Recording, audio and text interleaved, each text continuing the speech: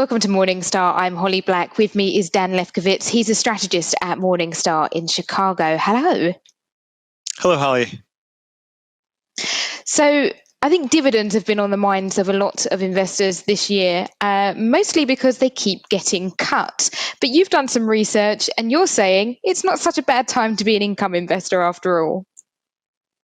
Holly, it's undeniably been a difficult year for equity income investors around the globe. We've seen some big dividend stalwarts cut their dividends. Royal Dutch Shell lowered its dividend payment for the first time since World War II. In Australia, 3 of the big 4 banks cut their dividends. Some blue chip names in the US market like Disney and Boeing. But plenty of companies have maintained their dividends, and that doesn't make the headlines. Bad news is always a better story than good news. And if we look globally at equity markets, we see plenty of healthy, even rising shareholder payouts. The pain has really been felt most acutely by the areas that are most exposed to the pandemic-related shutdowns and economic slowdowns. So travel and leisure, the airlines, consumer discretionary, oil and gas, and basic materials have been an area that's been hit hard by dividend cuts. In the US market, small caps have really borne a big brunt of the blow. So you run these indices that specifically pick out companies that are still growing their dividends. So if they cut, they're out.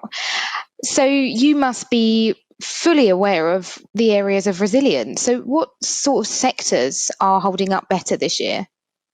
Yeah, so when we did some index rebalancing in June, there were indeed a number of dividend payers that had to be removed from these indexes because the companies indicated suspensions of the dividends, largely in the areas that I mentioned. But it wasn't major upheaval. The turnover wasn't excessive, and there are definitely plenty of areas where we are finding healthy payouts. So I'd point to consumer staples as opposed to consumer discretionary. So more defensive names like Procter & Gamble and Costco, Nestle and Danone, Cow in Japan, healthcare and technology, which are 2 areas that are not necessarily known for being dividend rich, but in big pharma we see some healthy dividends. Bristol Myers, Sanofi, Novartis.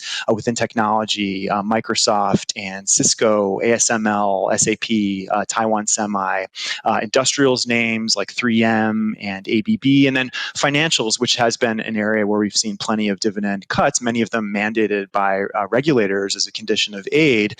Our dividend indexes they seem to favor the Canadian banks, JP Morgan, the credit card companies like Visa and MasterCard. And all of these companies that I'm citing are ones that Morningstar equity analysts believe have economic moats or sustainable competitive advantages that should allow them to sustain profitability and dividends as well.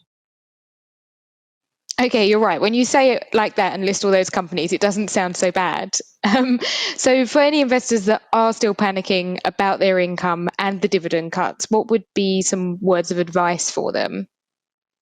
Yeah, well, we'd be leery of the highest yielders in the market. Those are often companies that are in financial distress. They're dividend traps in many cases. The dividend might not be sustainable, and you can end up sacrificing long-term total return at the expense of short-term income.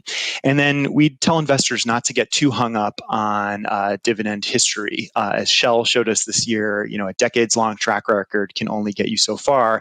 We'd look instead for factors that we think are predictive of dividends sustainability and dividend growth going forward. And dividend growth can be the sign of healthy and improving corporate fundamentals.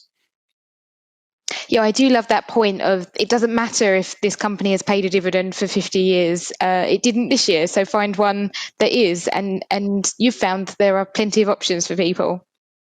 Right. Dan, thank you so much for your time. For Morningstar, I'm Holly Black.